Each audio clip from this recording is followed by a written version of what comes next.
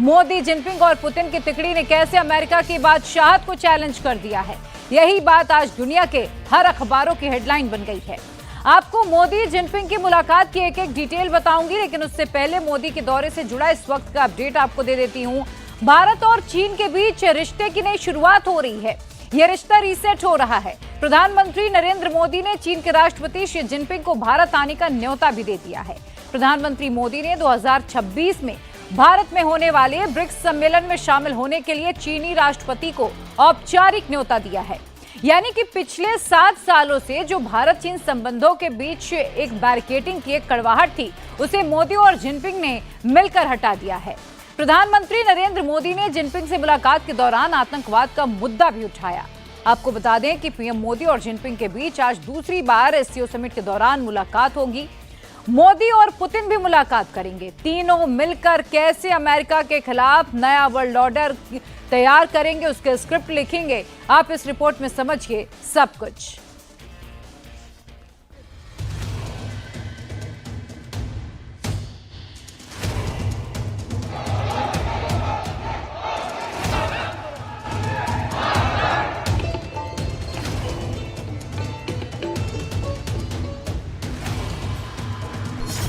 चीन में पीएम मोदी का पावरफुल शो।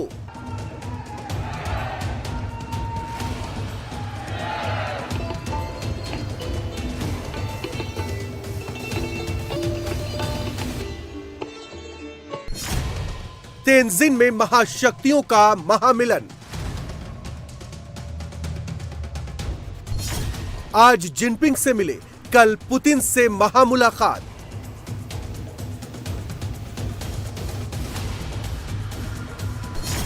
चीन में पीएम मोदी, ट्रंप की नींद उड़ी।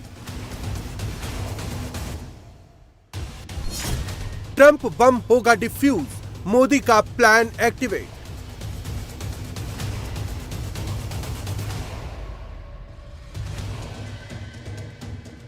अमेरिका ही नहीं, पूरी दुनिया की नजर इस महामुलाकात पर थी। 7 साल बाद चीन की धरती पर यह महामुलाकात हुई। एक तरफ प्रधानमंत्री नरेंद्र मोदी और चीनी राष्ट्रपति जिनपिंग तेंजिन में हाथ मिला रहे थे, एक दूसरे से बात कर रहे थे, तो दूसरी तरफ अमेरिकी राष्ट्रपति ट्रंप घड़ी देख रहे थे, क्योंकि प्रधानमंत्री मोदी ने ट्रंप बम को डिफ्यूज करने के लिए अपना प्लान जो एक्टिवेट कर दिया है। क्योंकि प्रधानमंत्री मोदी ने ट्रंप बम को डिफ्यूज करने के लिए अपना प्लान जो एक्टिवेट कर दिया है। आपको मोदी और जिनपिंग की मुलाकात के दौरान क्या क्या बातें हुई, इसके बारे में बताएंगे। लेकिन पहले मोदी जिनपिंग मुलाकात को दुनिया के हर बड़े अखबारों ने जो हेडलाइन बनाई, उसे देख लीजिए। अमेरिकी अखबार द वॉल स्ट्रीट जर्नल ने लिखा, China basks in the global limelight, जिसमें लिखा है कि दुनिया के 4 में से 3 सबसे ताकतवर नेताओं की मुलाकात। न्यूयॉर्क टाइम्स ने लिखा, Jinping uses summit parade and history to flaunt China global pull, यानी चीन अपनी ताकत दिखाने के लिए बैठक का इस्तेमाल कर रहा है। तो वहीं एक और अमेरिकी अखबार वॉशिंगटन पोस्ट ने लिखा, China welcomes Modi as Trump trade war draws rivals into detente, यानी वॉशिंगटन पोस्ट ने लिखा कि ट्रंप की टैरिफ नीति से 2 विरोधी नेता एक साथ आ गए। अमेरिका ही नहीं, ब्रिटेन के प्रमुख अखबार द गार्डियन ने भी मोदी और जिनपिंग की मुलाकात को हेडलाइन बनाया। द गार्डियन ने लिखा, India's Modi to meet Xi and Putin to first China trip in 7 years as US tariff bite, यानी अमेरिका की टैरिफ नीति की वजह से मोदी 7 साल बाद चीन के दौरे पर है। ब्रिटेन के एक और अखबार द टेलीग्राफ ने तो यहां तक लिख दिया कि Trump's double humiliation as Jinping embrace Modi and Putin.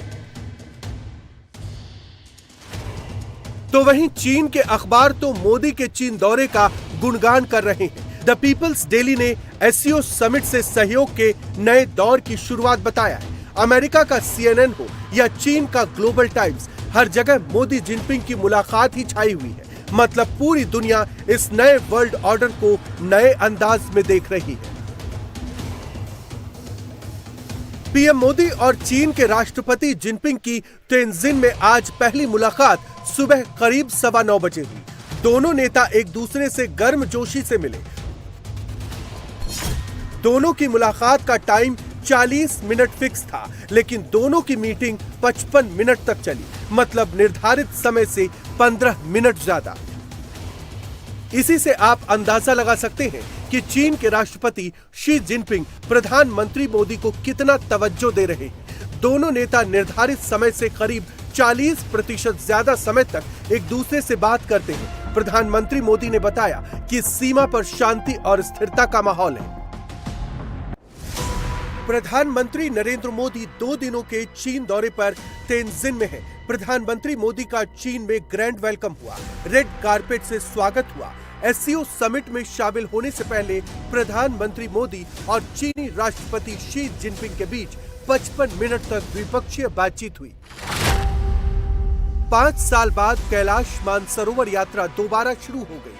चीन और भारत के बीच सीधी उड़ानें भी शुरू हो रही हैं। दोनों देशों में सहयोग इसलिए भी जरूरी है क्योंकि इससे दुनिया के 2.8 अरब लोगों को फायदा होगा। कैलाश मानसरोवर यात्रा फिर से शुरू की। दोनों देशों के बीच डायरेक्ट फ्लाइट भी फिर से शुरू की जा रही है। हमारे सहयोग से दोनों देशों के 2.8 बिलियन लोगों के हित जुड़े हुए हैं। इससे पूरी मानवता के कल्याण का मार्ग भी प्रशस्त होगा। परस्पर विश्वास, सम्मान और संवेदनशीलता के आधार पर हम अपने संबंधों को आगे बढ़ाने के लिए प्रतिबद्ध हैं। मोदी जिनपिंग की इस मुलाकात के बाद भारत और चीन के बीच नए रिश्ते की शुरुआत हुई है, जो आपसी विश्वास, सम्मान और संवेदनशीलता पर आधारित है। चीन के राष्ट्रपति शी जिनपिंग ने पीएम मोदी से मुलाकात पर खुशी जताई और कहा, चीन और भारत 2 प्राचीन सभ्यताएं हैं। हम दुनिया के 2 सबसे अधिक आबादी वाले देश हैं। हम ग्लोबल साउथ के भी महत्वपूर्ण सदस्य हैं। हम दोनों अपने लोगों की भलाई के लिए जरूरी सुधार लाने और मानव समाज की प्रगति को बढ़ावा देने की ऐतिहासिक जिम्मेदारी निभाते हैं। दोनों देशों के लिए ये सही है कि ऐसे साझेदार बने जो एक दूसरे की सफलता में सहायक हों। ड्रैगन और हाथी एक साथ आएं।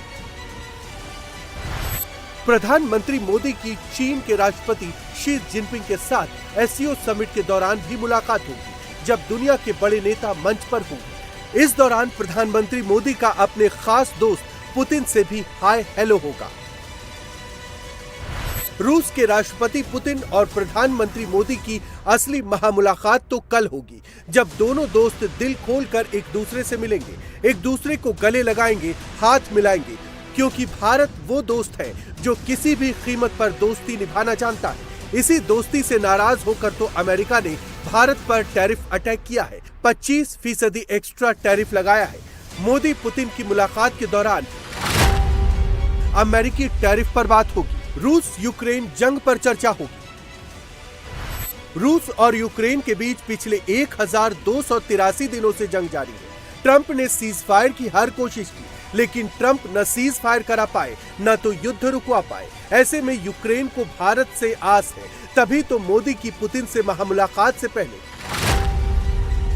यूक्रेन के राष्ट्रपति जेलेंस्की ने पीएम मोदी को फोन किया। रूस के साथ शांति वार्ता की डिटेल जानकारी, ट्रंप से महामुलाकात के दौरान जेलेंस्की की क्या क्या बातें हुई थी, इसकी भी डिटेल शेयर की। यूक्रेन के राष्ट्रपति जेलेंस्की ने प्रधानमंत्री मोदी से इस महीने दूसरी बार बात की है। इससे पहले 11 अगस्त को जेलेंस्की ने पीएम मोदी से बात की थी, क्योंकि ट्रंप के बार बार कहने के बावजूद रूस यूक्रेन जंग बंद नहीं हो पा रही। तभी तो अमेरिका ने खींच में आकर भारत पर 25% टैरिफ की पेनल्टी लगाई और यूक्रेन रूस जंग को मोदी का युद्ध बता दिया।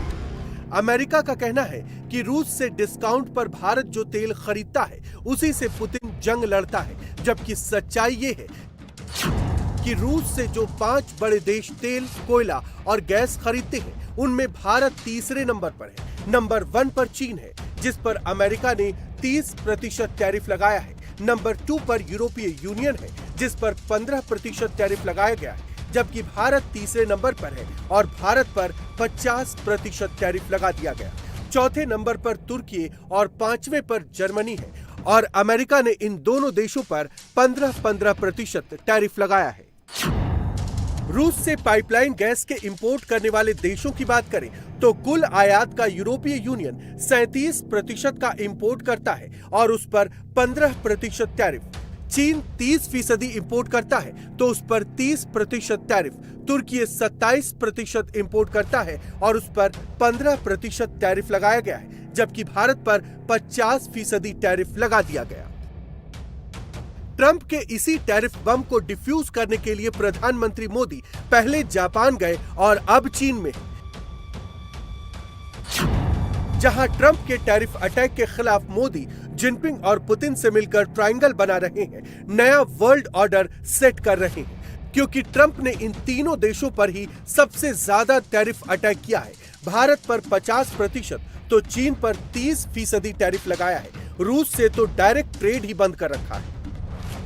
ऐसे में प्रधानमंत्री मोदी जिनपिंग और पुतिन से मिलकर अमेरिका के टैरिफ के विरुद्ध नया चक्रव्यूह रच रहे हैं, क्योंकि भारत दुनिया की चौथी सबसे बड़ी अर्थव्यवस्था वाला देश है, तो वहीं रूस तेल और गैस का सबसे बड़ा प्लेयर है। चीन दूसरी सबसे बड़ी अर्थव्यवस्था है। भारत दुनिया का सबसे बड़ा लोकतंत्र है, तो रूस सबसे बड़ा क्षेत्रफल वाला देश है। चीन दुनिया की सबसे बड़ी आबादी वाला देश है। यानी ये तीनों महाशक्ति मिलकर नया वर्ल्ड रिकॉर्ड बनाने जा रहे हैं। मोदी, पुतिन, जिनपिंग की तिकड़ी ट्रंप के टैरिफ की हेकड़ी को निकाल देगा और ट्रंप जिस टैरिफ को एटम बम की तरह मान रहे हैं, वो फुस साबित होगा।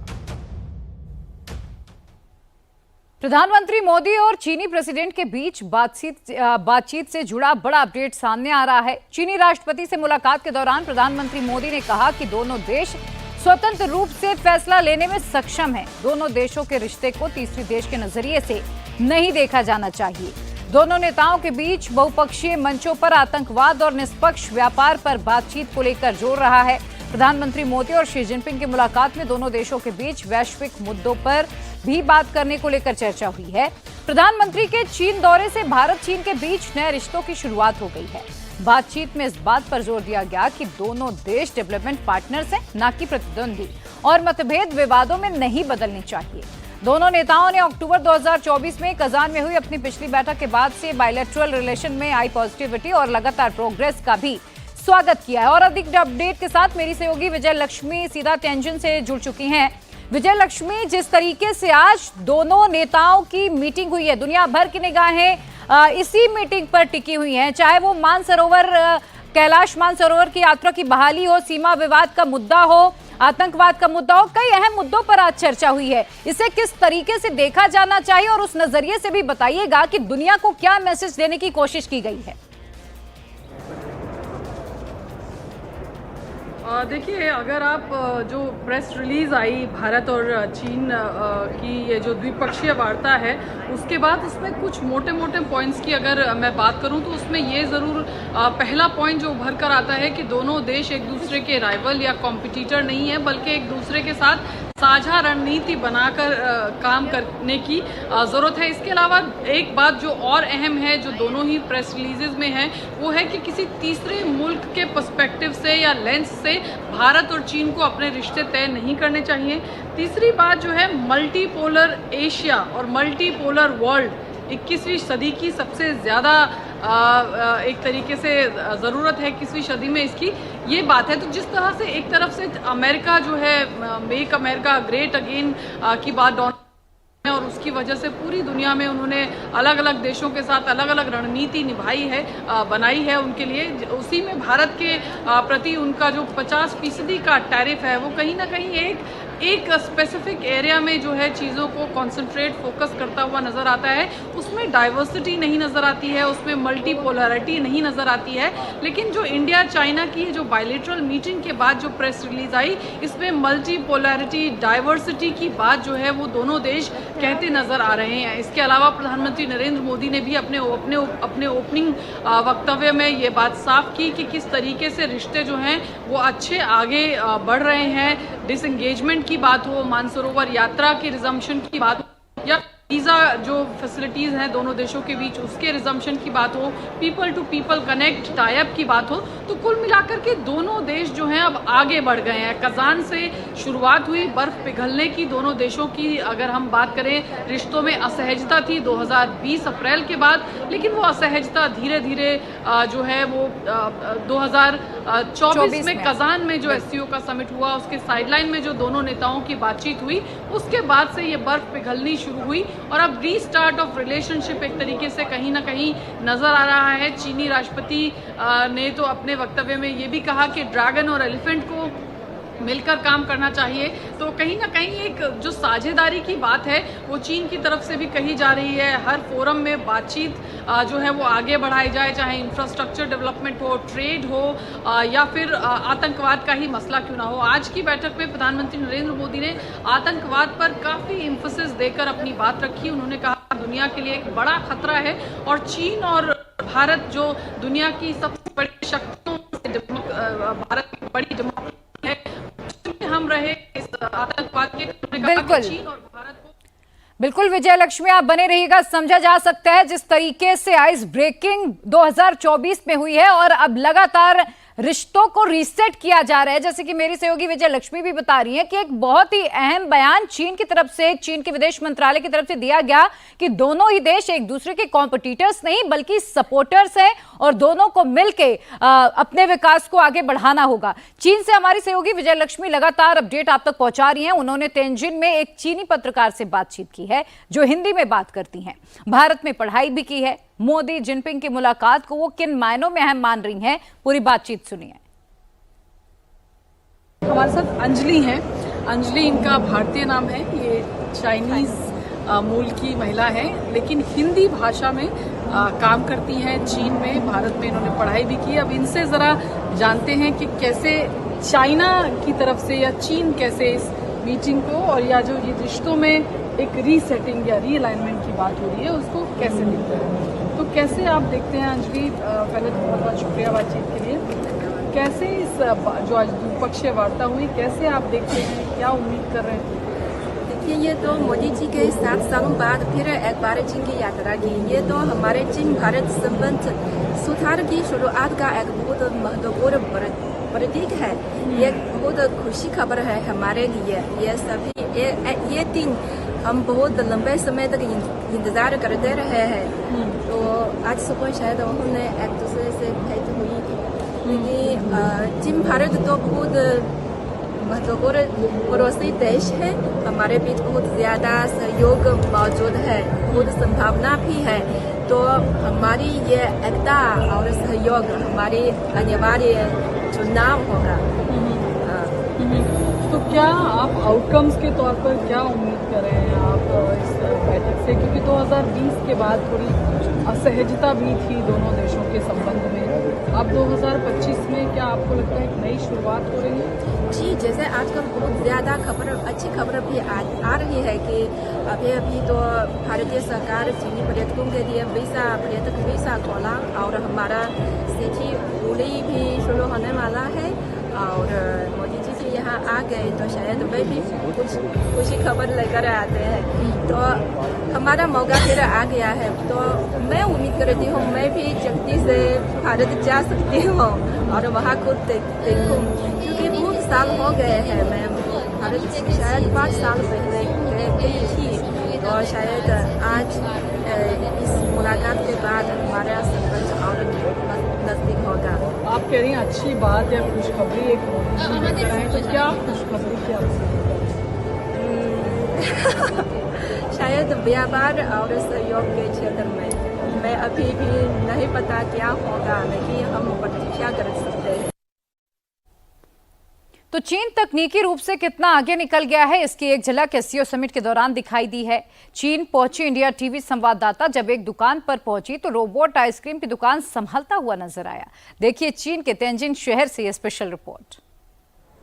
चाइना के तियानजिन शहर में हम हैं। एससीओ का समिट यहाँ हो रहा है और काफी कूटनीतिक लिहाज से गहमा गहमी, गर्मा गर्मी, लेकिन उसी गर्मा गर्मी और गहमा गहमी के बीच में कुछ ठंडी आइसक्रीम खाने हम आए हैं मिस्टर डुअर के पास।